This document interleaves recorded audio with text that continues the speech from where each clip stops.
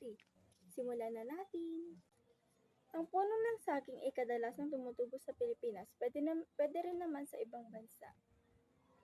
Kabilang ito sa tropical plant o nakabilang sa Musa genus.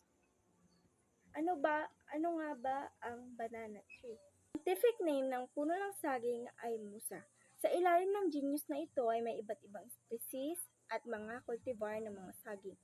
Ang ilan sa mga sikat na species ng saging ay Musa acuminata at Musa valvisiana.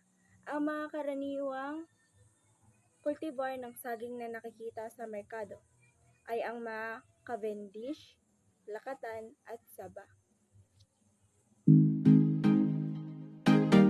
Tukuyin naman natin kung ano-ano ang mga parte ng puno ng saging. Ang puno ng saging ay maaaring lumaki ng medyo matangkad na umaabot sa taas na hanggang 30 talampakan, 9 na metro o higit pa. Ang dahon naman nito ay may malaki at pahaba na may kulay na berde.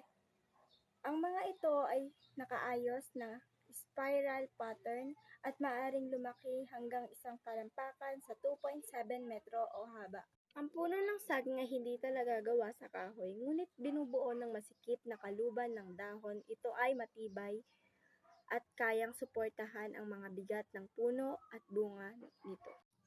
Ang bunga ng puno ng saging ay kilala bilang isang saging. Ito ay karaniwang pinahaba at kurbadong may dilaw o berde. Dilaw na balat ang na saging ay may mayaman na putasa at ito ay isang popular na sangkap ng merienda sa iba't ibang mga putahe.